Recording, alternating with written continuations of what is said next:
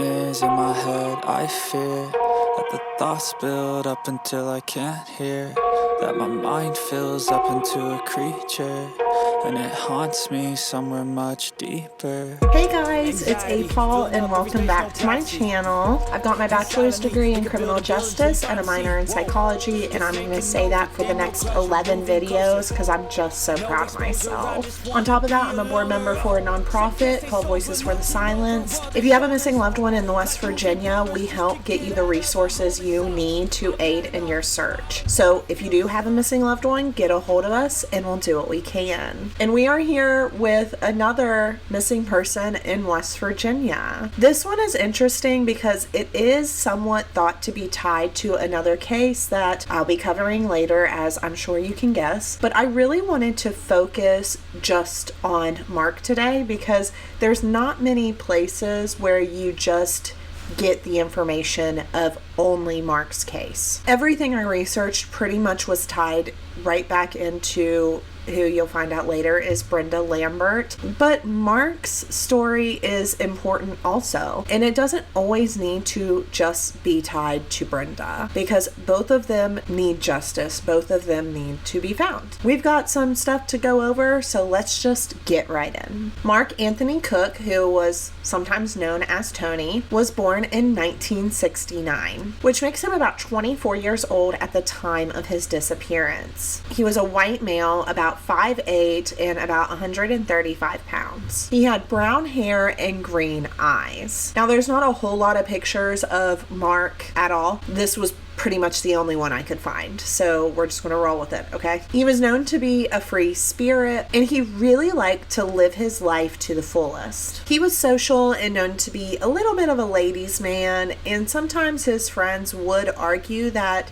he liked drinking maybe a little too much. He was born in Bramwell, West Virginia, but he did end up moving to Fort Myers, Florida in the 1980s, in which we have found out that he had a wife and a child down there. He did end up moving back to Bramwell between 1990 and 1991 though, and he ended up just moving back in with his mother and her boyfriend. This caused him to not have a ton of responsibilities at the time. Like, he did have a job at Burger King, but there wasn't like a whole lot of bills or anything he had to worry about. His Florida driver's license expired, and he didn't even really worry about getting a West Virginia one. He didn't have a car, so he just pretty much hitchhiked, bummed rides off his friends, or walked everywhere. When he got back, he did start hanging out with people he went to high school with. I mean, start with the people you know, right? And he did have a few bars that he regularly went to. There was Wings,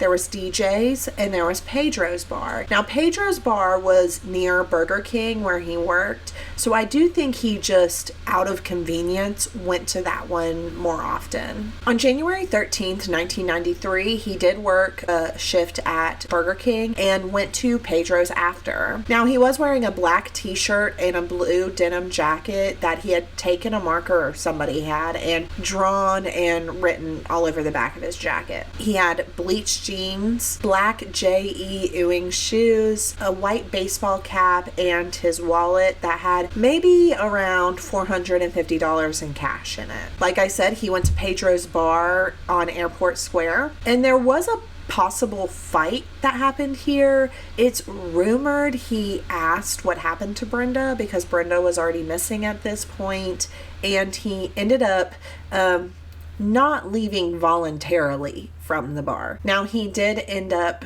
leaving, being kicked out, whatever, leaving Pedro's at 3 a.m., which would be now January 14th. And he started walking the direction of Route 52. And unfortunately, Mark was just never seen or heard from again after this. Now, 4 days later, his mother's boyfriend did end up reporting him missing, and it was pretty much immediately labeled an endangered missing person. There was foul play suspected, and there was really no known witnesses that could have even stated what happened to Mark that night. Nobody knew.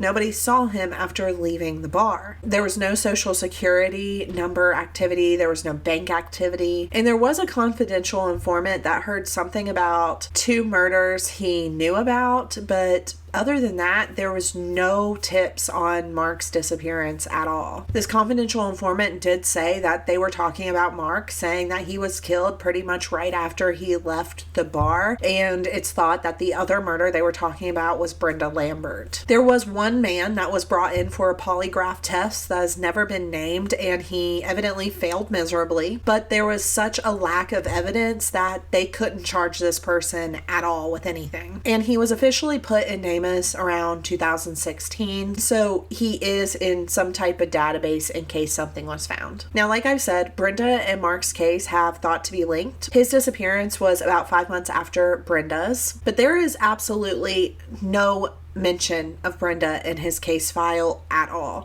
And I don't think he's mentioned in Brenda's until like 2005. Like, it's a long ways off. Like, the timelines of them being missing, I mean, are close to each other, but it's really just, that's about it, right? Now, it is weird because, you know, Mark and Brenda both knew each other since elementary school. They were friendly. And his friends did say that he would talk to Brenda and, you know, he would interact with her. And they did state that Burger King was only like 5 miles from her house. So, I mean, she would come through. They would see each other in the drive-thru. And it is thought that, like, you could tell Mark might have a little bit of a crush on Brenda. Like, they would kind of look at each other and, you know, the way and that type of thing. But there was never anything past like harmless flirting, if you even want to call it that, like barely flirting, right? And the first time their cases were ever talked about being linked was in October 22nd, 1994,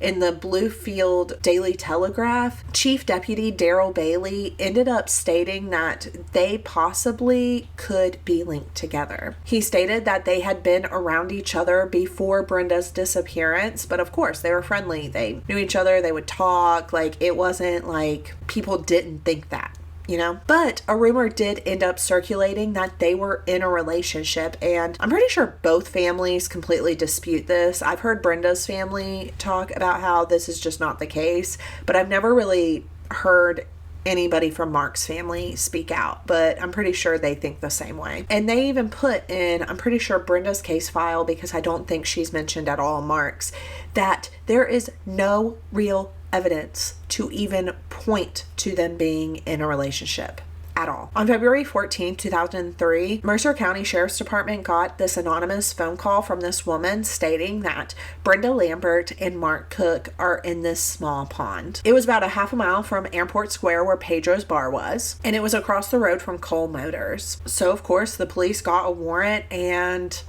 went to check this pond. On April 3rd, the police department did end up saying that they would help in this search, and about 2 weeks later, they ended up draining this pond. Now, water just kept flowing back in, so they couldn't drain it all the way. But about 4 months later, Detective Bailey had gotten this diver to try to use like underwater equipment and search the bottom. But there was just no way you could see in this water. It was too murky. There was too much vegetation. You couldn't see anything. Now, I want to give you the places to contact in case you know anything about Mark's disappearance. His case number, in case you would need it, is 9300624. And you can call the Mercer County Sheriff's Office at 304-487-8364. You can get a hold of Chief Deputy Joe Parks at 304-487-8390. Or you can email him at jparks@wvmcs.org. And the Aware Foundation has also tried to dig into this case a little bit. I know they have a big hand in Brenda's case, so you can get a hold of them also. And if you would much rather stay anonymous or you feel better reaching out to me, you can email me at unsolvedinwv@gmail.com. And in September 2013, Chief Deputy Daryl Bailey did help get Crime Stoppers West Virginia to highlight Brenda and Mark's case on their website. Chief Deputy Bailey has since passed away, and Brenda's case and Mark's case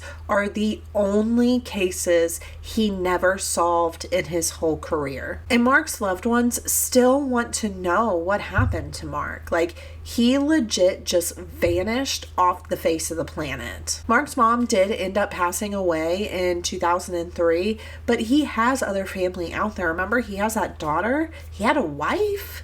I mean, if he was here in West Virginia and moved back, they might be, not great, but it's still like, I feel like you would want to know what happened to the father of your child. But that is honestly all I could find on Mark, unfortunately. So please, if you know anything about Mark, get a hold of any of the places that I listed on who to contact. And thank you guys so much for watching.